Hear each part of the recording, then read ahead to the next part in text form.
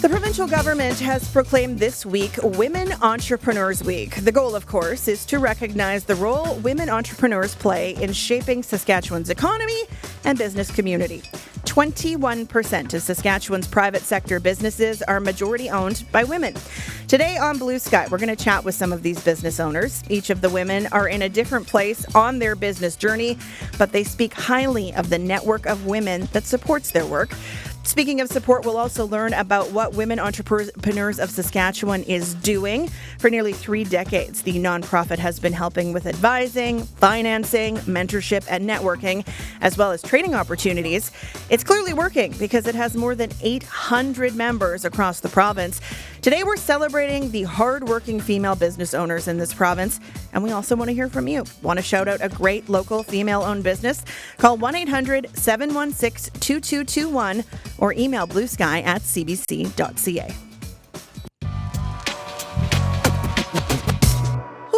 Being an entrepreneur is not for the faint of heart. Betting on yourself and going all in on your dream takes a lot of hustle and sometimes a little luck. My guests today have certainly worked for their success, none of it coming overnight. Joining me remotely is Miriam Johnson. She's the CEO of the Women Entrepreneurs of Saskatchewan, or WESC. In our Saskatoon studio, we have Amy Caban. She is the co-owner of Parkerview Beverages. That's the company behind Parkerview Brews Kombucha. Welcome to Blue Sky, ladies. Hi, Sam. Thanks for having us. Yes, thank you so much. And in Regina, in studio with me is Hilary DePaz. Paz or Pat? Is it Paz? Pays? DePaz? Yeah. Okay. And Nicole Daybird. Hilary is the owner behind Me and You Handmaids. Yes, I got the order of that right. Yeah, you did. And Nicole owns Daybird Beauty. Thanks to both of you for coming in. Thank you. Okay, Miriam, I want to start with you. You have worked your way up to CEO of a nonprofit. It's entirely based around serving women. What made you want that job? Well, my first response to that is, why wouldn't I want this job? I say a lot of time, like when people even just go, what are you doing? What do you do? I say we have the honor every single day to increase impact to women-owned businesses across this province. And so when you are influencing positive change in the place that you live, it's hard not to feel inspired to go every day to go, okay, how do we do better? And so I think that's the part that's the best.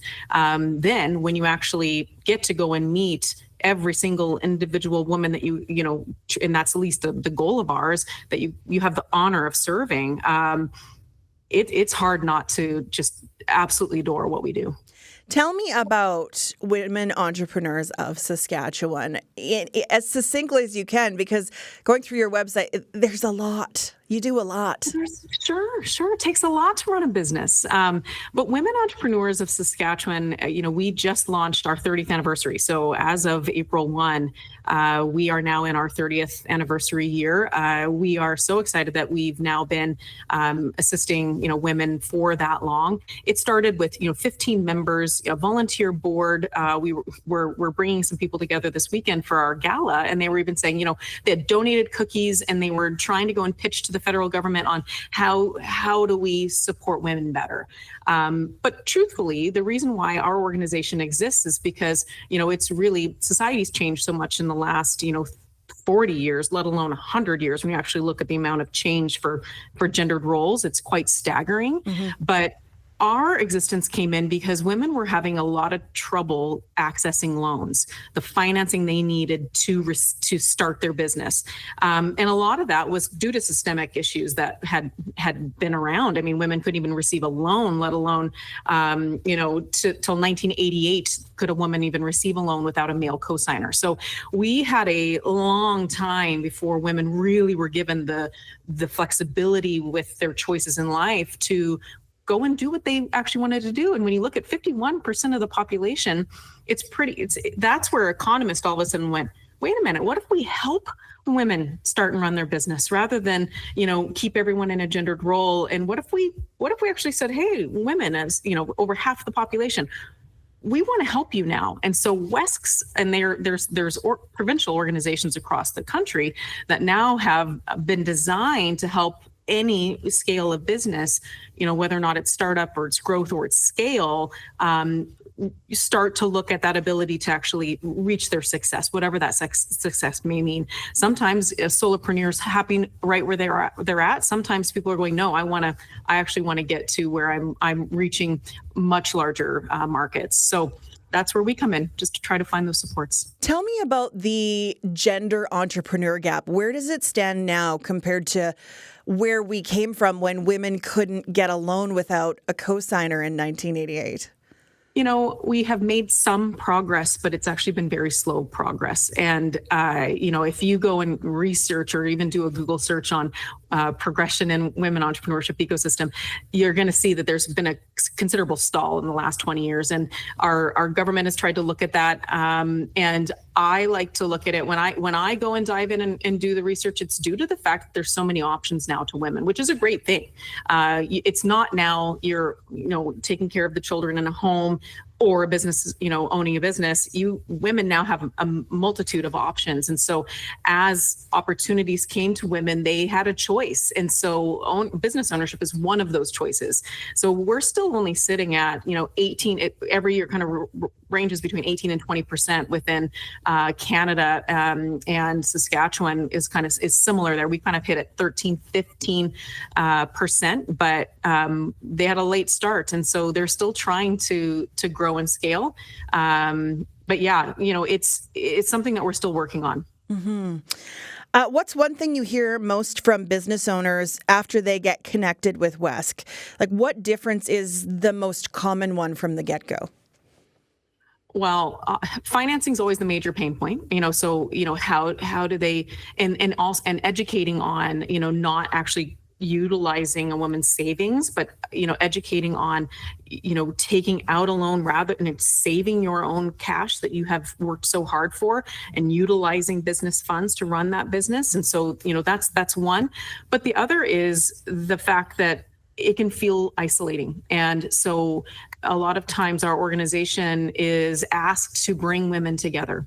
And so be the connector, whether or not it's to another entrepreneur, whether or not it's to another service provider that might, be able to, tend to their needs better than us, but be a connector, whether, to network, to meet someone else and to not feel that they're on that island by themselves. I want to get to some of the backstories of the ladies that are in with us today. Hillary, how did you start Me and You Handmaids, and what did it evolve to? Where did you begin to where you are now? So I want to say I started unofficially Me and You Handmaids ever since I was little, because I feel like I was like a 60-year-old, seven-year-old who I would sit and I would crochet in front of the TV watching cartoons while all my other friends would be playing outside. And so ever since I was little, my parents put me in every craft possible just to keep me busy and to do everything. So I always had my hands dipped into everything. And then one year I got invited to do a craft market, and I was like, this is surreal. This is kind of weird. And I was like, but my stockpile in my basement is overflowing and I need to make some more money to buy some more supplies. So I was like, let's give it a go. So then I did it. And the very first purchase that I ever made, I was like, this is amazing. And I loved it. And I just loved the rush of people just being so just astounded by people's creativity and what people can do. And for me, making something with my own two hands is easy, but for other people they're just this is amazing. And just hearing just the gratitude and the joy that comes from people of something that I've made just fuels my passion every single day. You're not crocheting anymore? Sometimes. As a hobby? When I can. Now that's my hobby, yeah. Okay, so how has it evolved? So from crocheting, I first started making toques and scarves and all the easy stuff. And then ever since I was little, my cousin and my mom taught me how to sew. So I started sewing a little things here and there. And my mom would always send me tutorials of things that are easy to make. And so then from crocheting, I went to sewing scrunchies and easy tote bags. And then just in the past couple of years, I've always wanted to make my own clothes, but I've just never really had the confidence or never felt like I could do anything like that. And then, 2 years ago when the infamous Taylor Swift wore the her jacket to one of the NFL games, I saw it and I was like, those are my two passions right there. And I was like, I could totally do that. And so, yeah. Sports and fashion. Sports and fashion, yeah. So now you're taking jerseys. Yes. For people who aren't obsessed with Taylor Swift. Yes. You're making jackets and vests out of jerseys. Yes, I am. So upcycled. The goal behind it is to make upcycle clothing and to basically take clothing that would essentially go into the landfill or would just sit in people's closets for years and give it a new life and give it a chance to see a football game again, basically. When did you go full-time all in on yourself and your business? In 2019, I was like, hey, this would be sweet to do this full-time, and my full-time job at the time part-time, and then COVID was like, hey, let's make it happen. What were you doing before? So before I was working for Hilberg & Berg. So I was So you were still in the fashion-ish. still in the fashion industry. And then after I was like, I kind of like this. Like I kind of like being able to like go home and sew and like do my own craft shows. And then I was like, let's give this a try. And then COVID was like, let's make it happen. And I was like, I was just joking, but okay, let's try this. And it worked. It worked, yeah. So you make enough money off what you are doing now Yes. to more than pay your bills. Yes. How does that feel? A little bit crazy and a little surreal because, I mean, when I kind of think about it and when I step back, it's just like, I make arts and crafts for a living. And like, I mean, that's kind of cool and that's kind of the dream. But then like when you see like the traditional job and whatnot, I kind of just feel like I'm a little kind of a few steps back. But then after when I like really look at my success and like really look at the things and like sometimes I'll sit and I'll scroll through my Instagram and be like, I've actually come I've come pretty far. And like, this is kind of amazing. But it's just like, you kind of just have to be there in the moment all the time to be able to grow your success and like being able to go a little farther in what you do. How do you define success for yourself? How do I define success for myself? Honestly, being able to wake up every single morning and still enjoy what I do. A lot of people ask me, they're like, could you see yourself doing this for the rest of your life? Like, do you still like doing it? Like, why don't you outsource your stuff and get somebody else to make it for you? And Does I'm that like, make you gasp? a little bit, but at the same time, I'm like, but that's the joy in it for me. Like, I love being able to take something from nothing and then seeing the final product in it and being like, holy crap, I made this. Mm-hmm. And I made it with my own two hands. And then, like, I get that little joy for myself. And then I'm like, okay, I'm on to the next one. And then finally, when somebody else sees something that I made and they're like, you made this? And I'm like, yeah, I did. Like, thanks. Mm-hmm. So just, like, being able to wake up every morning, like, I'm on to, in December will be my 10th year of having my business, and to this day I still wake up every morning and it still feels like a dream. And every single time I walk into my studio, it feels like Christmas because it's a dream come true. I see Miriam has a giant smile on her face as you're saying that. That's the goal, right, Miriam? It is the goal, and it's also making me, giggle a little bit too when she's when Hillary was saying that I just, I make crafts, but I'm like, but that's the start of so many businesses, here, slipper makers to, you look at, our world-renowned women entrepreneurs, they go, oh, it's just a hobby, and then, and so you create something, and then that's where Hillary's got the power to build it to where she wants now.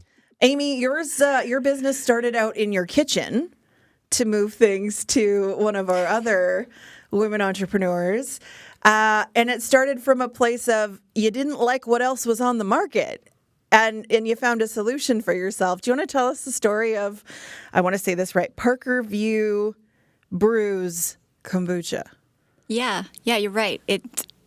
It started in a kitchen, and that's usually the origin story of most kombucha business owners. I fell in love with kombucha not in Canada. I was working overseas at the time in Singapore, and I remember it clearly, wanting something refreshing to drink in the middle of the afternoon. It was between business meetings, and I didn't want alcohol. So saw something called kombucha on the menu. Never really had kombucha or even heard of it before. But absolutely fell in love with it. It's, for those who don't know, kombucha is a sparkling fermented tea. So it's a tea-based drink. And when I returned to Canada, couldn't find exactly what you said. I couldn't find kombucha that I liked the taste of. Because generally at the time, kombucha was really funky, vinegary. They tasted like vinegar. Yeah, let's call funky it spade a spade. flavors, We'll as call we it would spade a call spade, it. yeah. And so started experimenting in the kitchen. Looked up how to make kombucha online, and just started with tea, sugar, and jars. And it took off after that. And this was back in 2018. You need a SCOBY, right, to make kombucha? You do. You do need a SCOBY, it's just an acronym for symbiotic culture of bacteria and yeast. And did you name yours? No. Didn't take it that far. I mean, I number have friends 1, 2, that 3, make 4, their 5. own, and they feel like in order for it to have life, it needs to have a name. So I just thought I would check to see if yours started in the same way. When were you able to take what you created in your kitchen and go full time and leave? Let's start with, what were you doing for work before you left the job?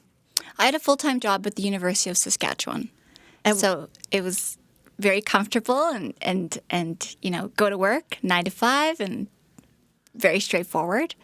And so in 2018 it started, and then in 2020 is when the business really took off because we were able to secure listings in retail grocery chain. And during that time, a lot of people, we're in COVID, but people were going to the grocery store. It was considered a very safe place to be. It was also the only place we could go. Yeah. And I feel like people, spent more time at the grocery store, had more time to discover new things. So there they discovered kombucha. So that was in 2020. And it wasn't till the end of 2021, beginning of 2022, that I was able to leave my full-time job because we had enough accounts and the margins were strong enough that I decided to make the leap. And at the time, it was very terrifying to make the leap. But once I did it, it all made sense. And I remember thinking, why didn't I do this earlier?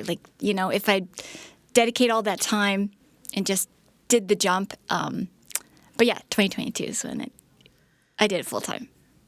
What kind of support from other women in business did you receive as you were making that decision? At the time, well, I do have to give props to Wesk because it was because of Wesk at the time when I started to do this. I launched as a sole proprietorship, and I went to Wesk with my dream, my vision, and they believed in that dream and vision. So that's how I was able to get the seed money just to even scale up from jars and, a kitchen to going into a food safe facility, and eventually we have our own facility now. But so thank you, Wesk. But with being a woman entrepreneur, it's really lovely because you are a part of this community of women who have a dream, who have a vision, and want to bring it to life. So with the community that I have in the food and beverage space, it's so lovely because we can bounce off ideas, challenges. What supplier are you using? Where did you purchase this? How did you get into this store? Can you share the email of this contact person? Can you introduce me? And, for me, I received a lot of that advice at the beginning. And now that I've been doing it for a while, I'm able to, share that advice and share my contacts with other women who are looking to start their own food and beverage or wanting to be listed in a grocer or so on. So the circle of life, but in business. Yeah, exactly. We want to hear from you today, too, if you're listening in. Maybe you have a shout out to your favorite female-owned business in Saskatchewan, or maybe you are a female business owner that wants to share a little bit of your own journey today. The number to call, 1-800-716-2221, or send us an email, bluesky@cbc.ca. I'm going to let her, of course, clear her throat as I'm going to Nicole. Nicole owns Daybird Beauty, based here in Regina. What made you want to go into business for yourself?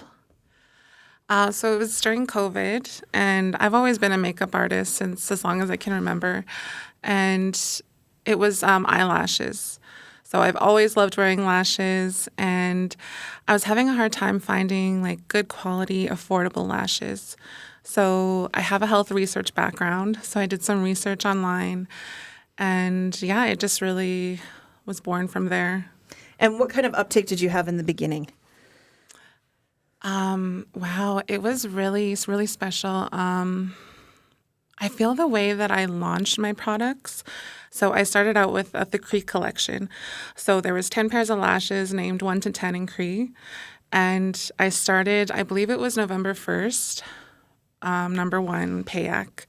And I released a certain amount online. It was just through Facebook, and they started selling out right away. So I did have a lot of support from my community, family, friends. So it was really amazing. Were you surprised?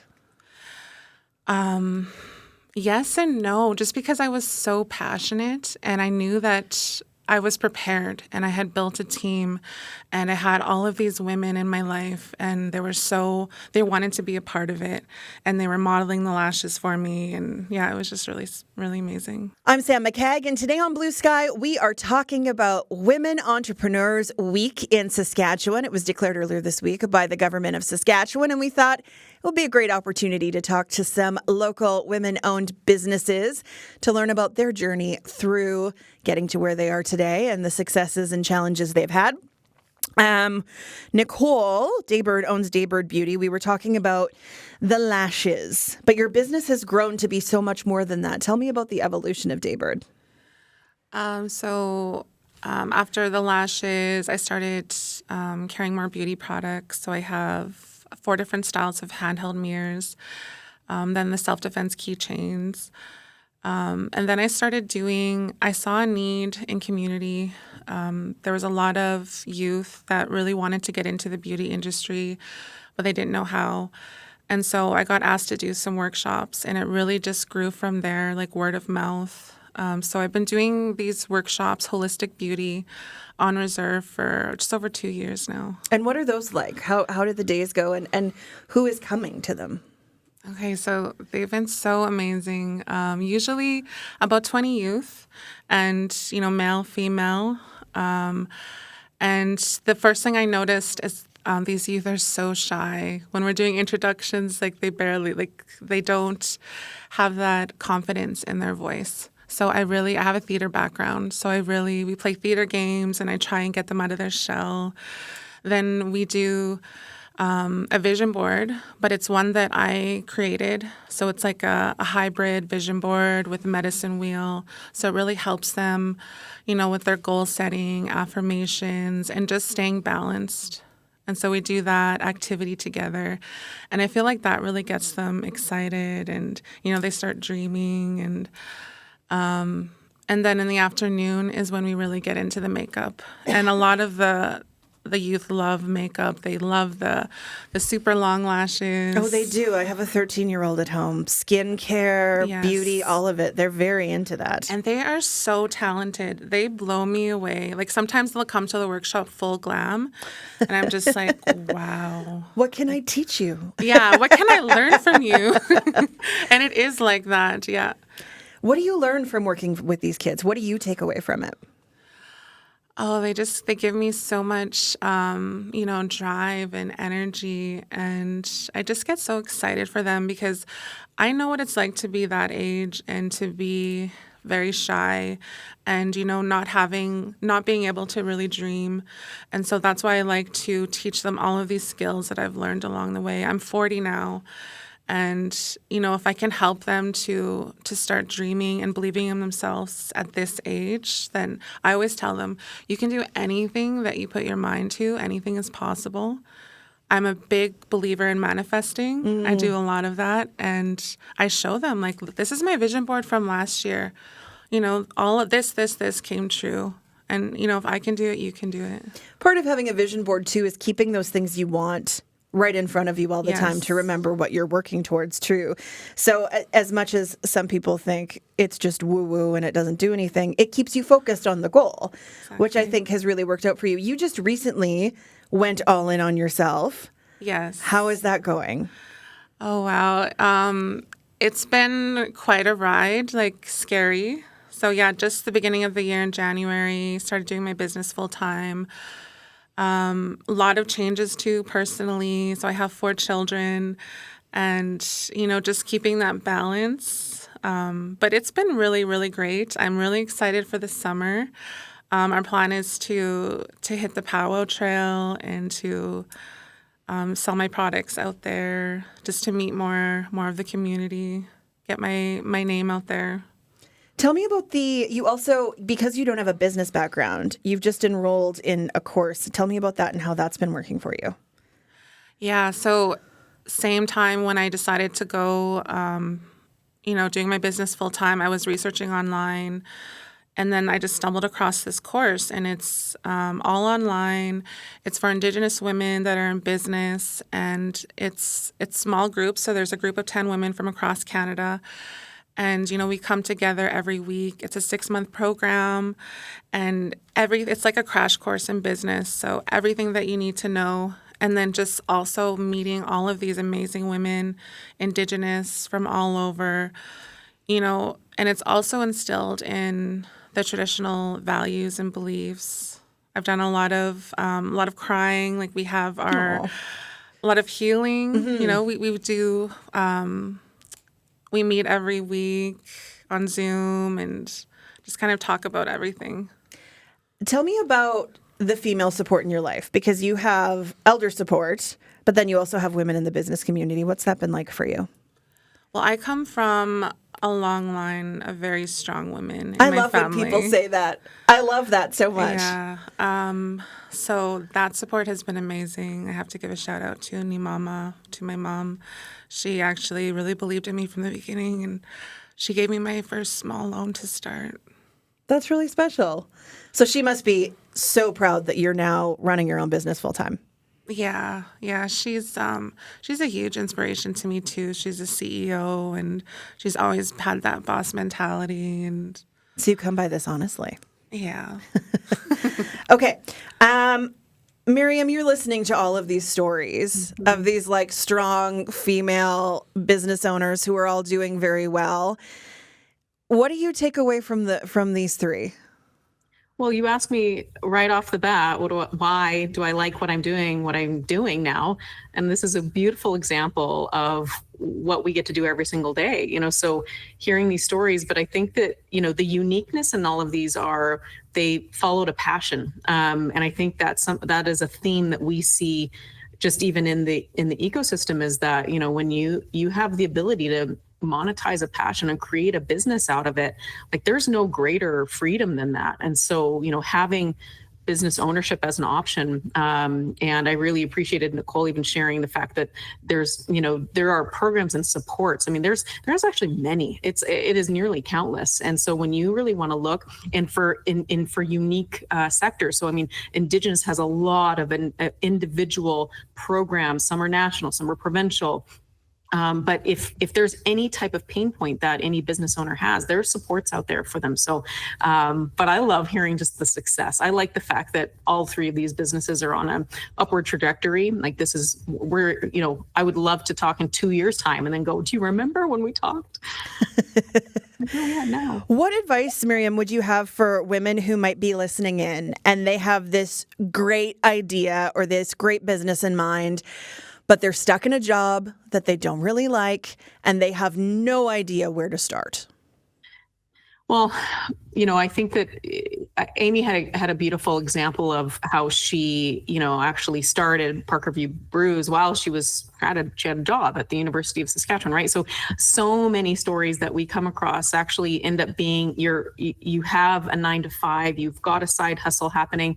But even Amy's, now looking back, going like she wishes she would have jumped earlier. When you've got something that's successful that you've kind of been doing over on the side, and you're going, okay, this is kind of working.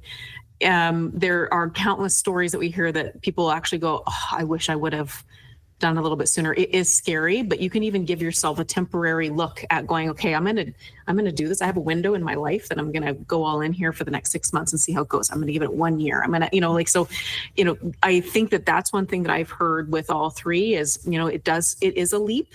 I think Nicole's brand new in your leap. January is only a few months, ago now. And so, she's right in the middle of, this newness of now waking up and, getting to do exactly what she gets to do every day. And, I loved Hillary saying that she goes into her studio and and it feels like sunshine and rainbows, like Christmas, I was like, yes, like, isn't that is like personal freedom. It's pretty powerful. Is there anything that you ladies would add to that, things that you would offer to women who are maybe feeling stuck and have this business in mind?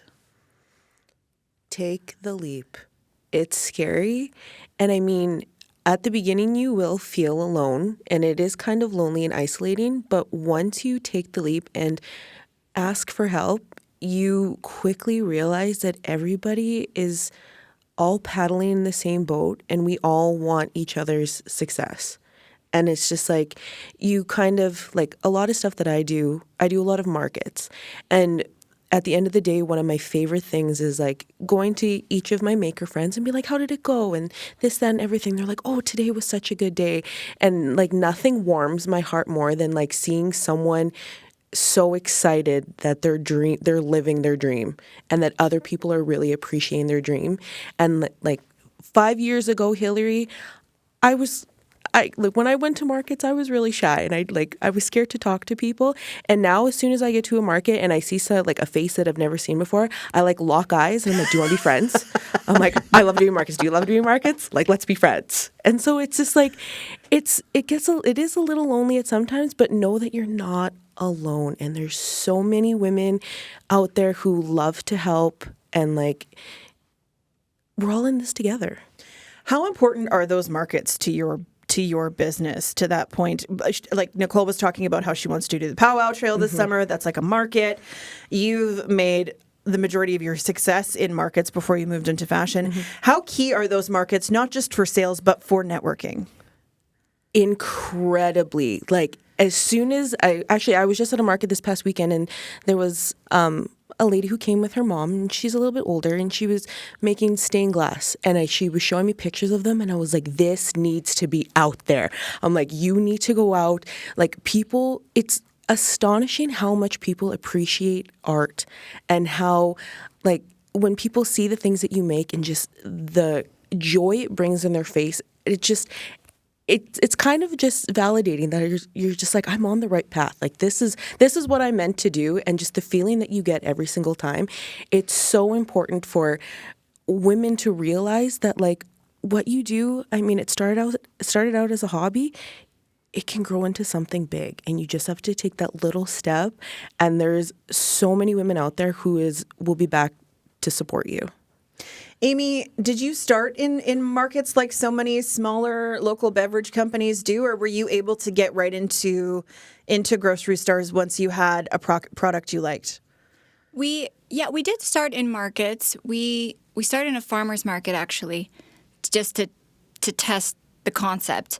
And, for people that are thinking about launching a product, my advice would be just to launch it. Don't overthink it, just do it, and you'll learn along the way. But yeah, we started in markets, and once people, actually, I was really surprised about how open and welcoming and curious people were about kombucha in Saskatchewan, in Saskatoon, where we are. And once we started in markets, we started having local businesses, companies, cafes, restaurants reach out and say, I've heard about your business. Do you do wholesale? So that's really organically how it started. It was a market, and then it was local businesses supporting other local businesses, which is amazing. And then from there, it was really scaling up to the point where you can pitch to a grocery chain and continue to leverage each of those sales and accounts to build more accounts, essentially. I hate that I'm going to ask you this question. But I'm going to ask all of you this question because it's the question so many people ask women.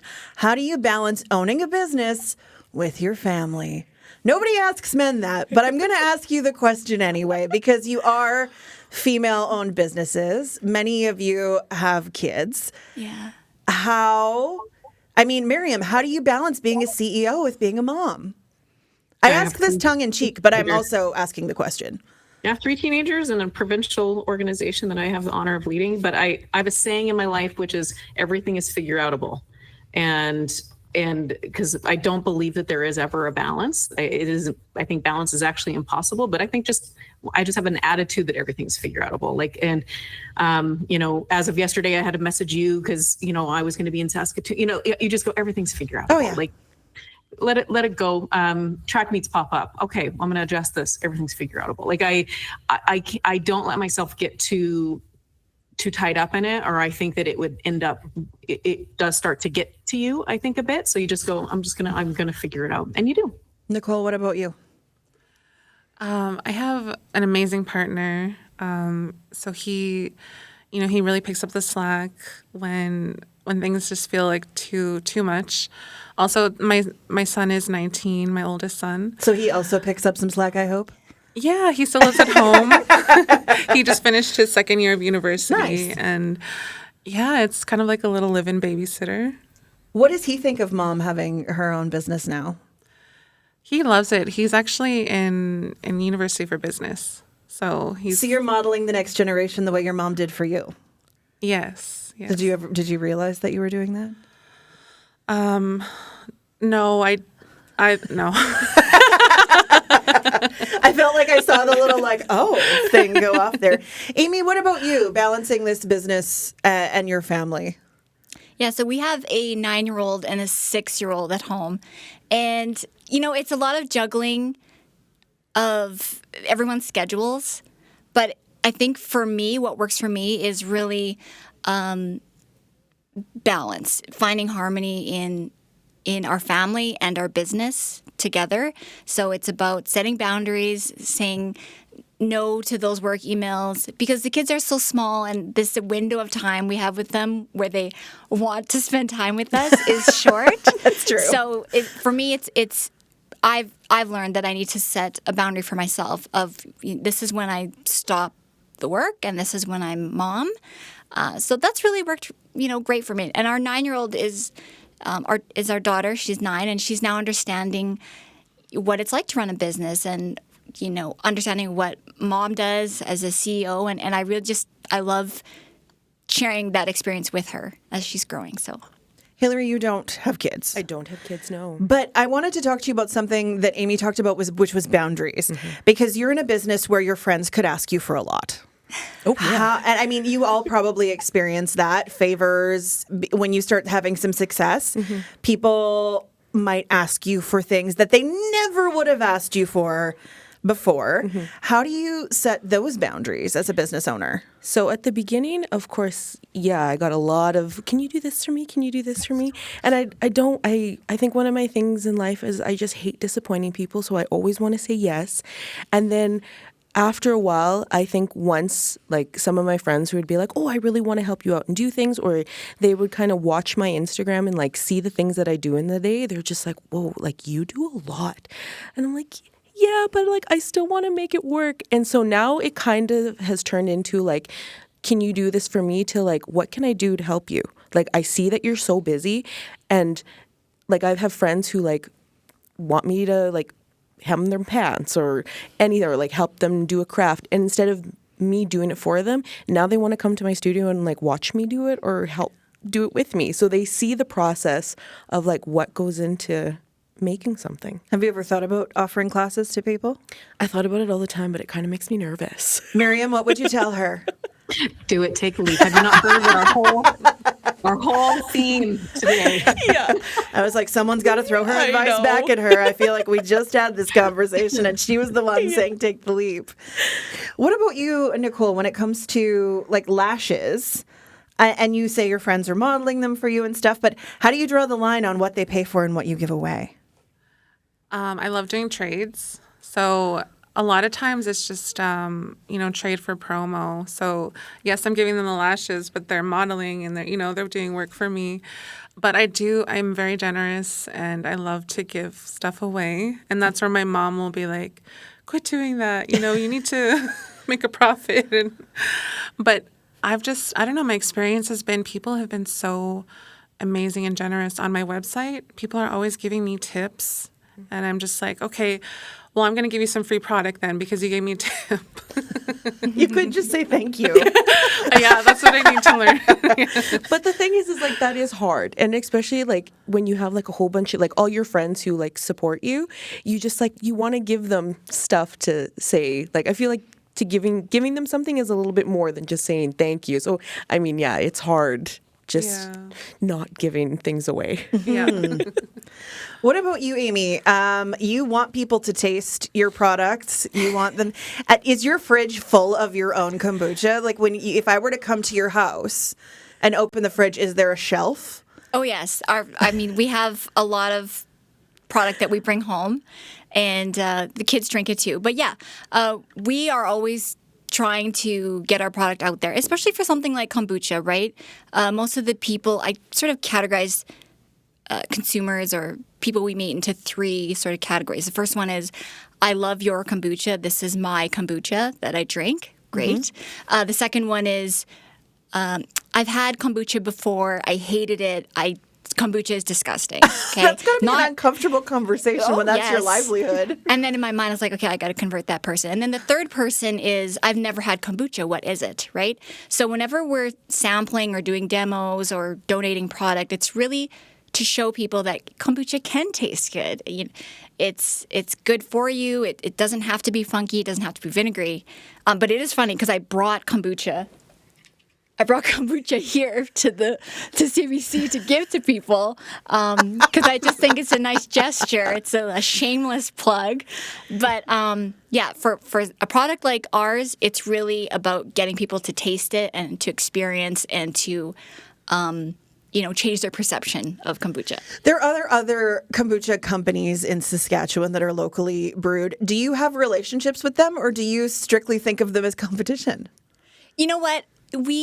I've met other kombucha brewers in Saskatchewan, and my mindset is really an abundance mindset. There's room for everybody, and I kind of equate kombucha sort of to like craft brewing. Everybody has their own brewing style, so no matter what brand of kombucha you drink, they're all going to taste different in their own way.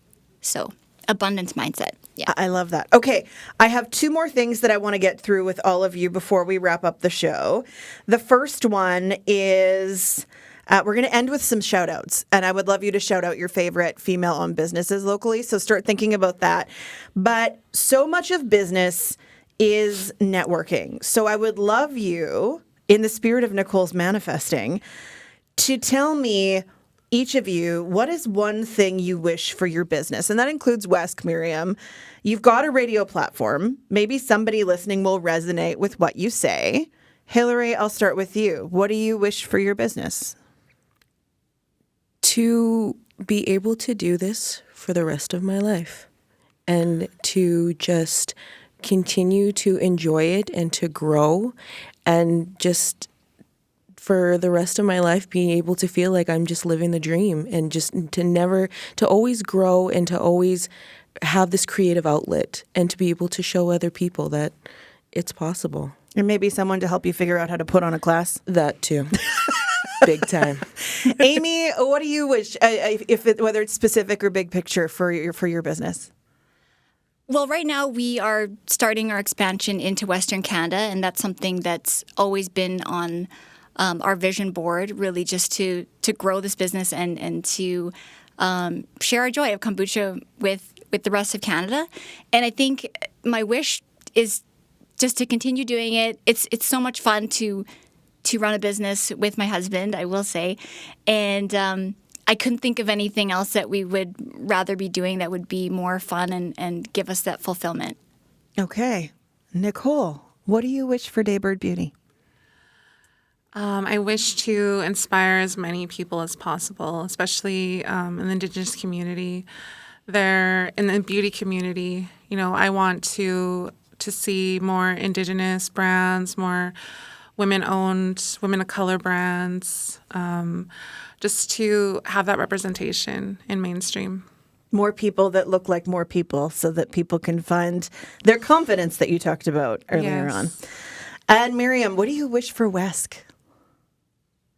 My big wish would be that the 180 years right now that is estimated to close the gender entrepreneurship gap. 180 years? Right now, that is, if we stay status quo, it'll take 180 years to close the gender entrepreneurship gap, right, that exists in Canada. So my wish is that that gets expedited greatly, and that the need for support organizations, specifically for women entrepreneurs, aren't necessary anymore because we are now have reached parity. And so, that's the big wish. There's a lot of work to get there, but that's the big one. You like to wish yourself obsolete? I would love to wish myself obsolete. Absolutely. What a cool goal. Okay. You guys have all talked about how important networking is and how wonderful the communities are. So I'm going to give you each an opportunity to shout out some of your favorite Saskatchewan female-owned businesses that you think people should check out and what their business is. Maybe a name's not helpful if you don't tell us what they do. I'm going to start in reverse order. Miriam. And I know this isn't fair because you have so many members, but give me not even your top three, just give me three. Yeah, I'll give you a few. One off the bat is Maria Olofsson, and she's got Freba Pottery. She's a rural entrepreneur. She's one of our ambassadors. We have we have women-owned businesses in our rural Saskatchewan who end up being ambassadors of ours. And she's the one who sells pottery off the side of the road, literally, right? She's got an honor system, and so she is someone that has just been such a champion of what we're doing and how we're doing it, and so she's just a remarkable soul. I love also, we've got different industries, and there's someone that just is doing just remarkably well, and that's Bobby Lynn Stewart. And so Breck Construction, so we've got pottery, then we've got, construction, which I think right now is everyone's trying to look at, how are we doing things a little differently, and, how do we get more women and potentially, male dominated trades. Yeah, absolutely. Doing an absolutely killer job. And then honestly, we have countless, like I every single day we deal with a number, but there's, I could go on. We'll just go with the two. That works for me. Yeah. Nicole, who would you shout out? Female-owned businesses. Sunshine Beauty Cosmetics. So she's like a sister to me. She's also like a mentor. We started our businesses at the same time. She sells more of the makeup products. Mm-hmm. Also, Tangle Salon, Indigenous-owned salon here in Regina. Destiny is so amazing. She's been so supportive since meeting her. Who else? There's a Snap photo booth. Mm-hmm. I always see her out at events. She's so sweet. Awesome. Amy. Okay, so only three? You can name as many as you like. Just know that we're coming up on the end of the show. So let's give Hillary an opportunity to talk. I'll talk fast, Hillary. So there's Willow Street Bees. There's Julie from Willow Street Bees. She does some amazing lip balm products with natural waxes. We have three foragers. Angela, she does honey and caramels.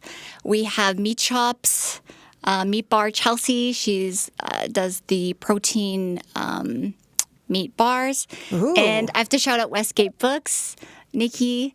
That's a used bookstore here in Saskatoon. I've heard Westgate is amazing. It's on my list of stops next time I'm in Saskatoon. Please do. Okay, Hillary, last but not least. Okay, so this is going to be hard for you with your maker friends. I know. I'm like, I have a ton, and I'm trying to think of, but I'm going to name as many as I can. So I have my girl Kendra from Prairie Creek Candles. I have Raquel from Pueblo Hot Sauce. Steph from Albert's Bake Co. She makes all gluten-free baking for all my gluten friends out there. We have Jody from Ash River, Karen from Timber and Quill, her mom Valerie, who does Unravel Skeins. Yeah. I mean, I could go all day if you want. No, that is fine. I also have to give a shout out to my friend Mandy, who owns Mood Clothing. She asked me to be the MC for the Mother's Day Market Friday night, and it was all female-owned businesses. It was a fashion show, and they raised a whole bunch of money for SCEP. which is an early childhood intervention center, and they didn't take any of the proceeds, and it was all female-owned businesses that are local that put that together. So thanks for asking me to be part of it. And thank you to all of you today for being part of the show. This was so fun. It was nice to learn about your journey.